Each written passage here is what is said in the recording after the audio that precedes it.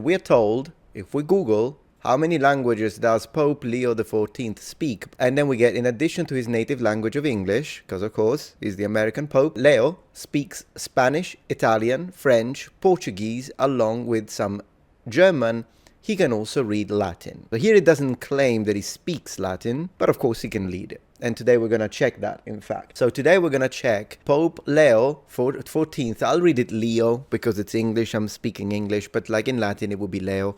Pope Leo XIV, formerly whatever, Prevost, okay, Cardinal Prevost, appears and delivers his first address. In this one, he speaks Italian because, I mean, he's in Rome. So, of course, he's speaking Italian to all the people here. They're not just Italian, but clearly there is a big majority of Italians here.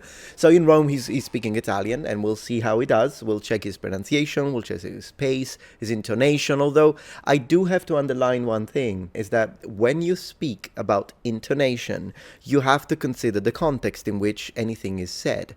Because in liturgy, and in ecclesiastical context, they have a specific ecclesiastical intonation. You'll notice. It's like when they say, "May the Lord bless all of us." Like, they have this intonation that is not found in any natural language, but it's typical to the liturgy of the church. So I'm expecting him to use that, but I don't know if he's only going to use it in Latin or if he's going to use it also when he speaks Italian, maybe even English. We'll have to see. He spoke English. I know he spoke Italian. He speaks Italian here. That's his main thing. He does speak English at one point. He speaks Spanish here as well.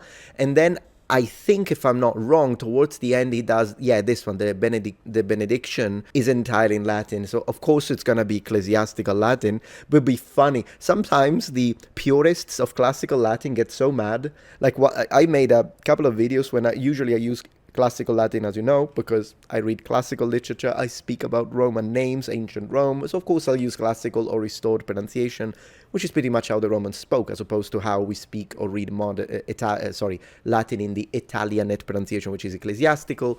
But what's interesting is that in ancient Rome, they pronounce that way. So if I'm reading something linked to ancient Rome, I'll use classical. But then some of my subscribers years ago, you asked me, "Hey, Metatron, could you teach us how to Pater Noster?" So the prayer, the famous prayer, "My Father, Holy Father, Pater Noster, our Father, our Father who art in heaven." Like, could you teach that in Latin? So I did, but of course I'm using ecclesiastical pronunciation. Man, people got mad in the comments because they're like, don't you know that the V is pronounced like a U? And I'm like, in classical, you muppet. But this is, I mean, if you don't use ecclesiastical Latin with Catholic prayers, when the heck are you going to use it? I'm expecting, of course, him to use completely ecclesiastical pronunciation, so that's going to be interesting for a change. And so he used 4 languages. Isn't that cool? La pace sia con tutti voi. That was actually pretty good. So he said, may peace be with all of you. And now there's going to be 15 minutes of applauses. Yeah, look at all the applause. I just know it. Okay, la pace sia con tutti voi. Yeah, that was pretty good. Guy's really happy. Look at that. Fratelli, sorelle carissimi. Dear brothers and sisters. Questo è il primo saluto del Cristo risorto. This is the first salutation from the resurrected Christ. Yeah, I understand him very well. You know what's interesting? He has an accent. I can already detect an accent. But I'm not sure I would like his trilled R's are really authentic. That must be because he knows Spanish. It's actually pretty good. I'm not going to translate everything. Let me listen to it a little more, and then I'll go back and translate it for you a little bit.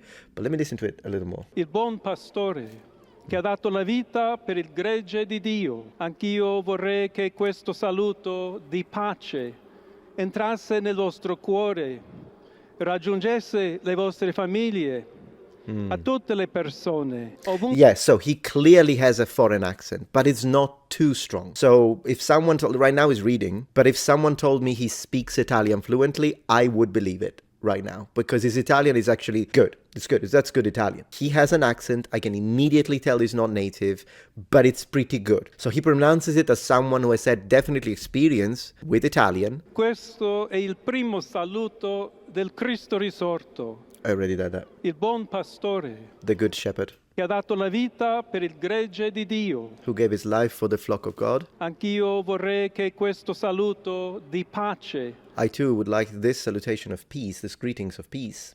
entrasse nel vostro cuore, may enter in your heart, raggiungesse le vostre famiglie. may reach your families. Interesting the way he said familie with an L. So there are three ways to pronounce this GL in Italian. Either you pronounce it like it's supposed to be, which is gli, famiglie, famiglie. That's how it's supposed to be pronounced. Or you pronounce it in the southern way, which is a Y, famiglie, famiglie, with a Y. Or you pronounce it the northern way, which is an L, familie. Not all northern people do that, but those that do are all from the north. He did it in the northern way.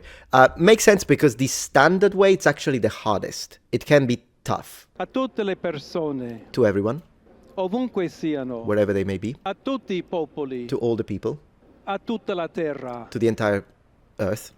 La pace sia con voi. May peace be with you. There you go. Great. Thank you. Man, I could have done a good job. You see some Peruvian flags? Am I right? Oh, yeah. 15 minutes of clapping. 1 second. All right. Pace And disarmata that sounded like a football match. e la pace di Cristo risorto. Una pace disarmata e una pace disarmante. Okay, interesting. So, yeah, now he said the peace of the resurrected Christ, a disarming, yeah, I think you can say that, a disarming peace. Disarmante. So he definitely pronounces the S in intervocalic position. So when the S is in between two vowels, he's pronouncing it as it's a fricative still, but it's the S variety, rather than the Z variety. Umile e perseverante. Persevering, Proviene da Dio. coming from God. Dio che ci ama a tutti. The God who loves all of us. God loves all of us. Yeah. Incondizionalmente. Unconditionally. Ancora conserviamo nei nostri orecchi.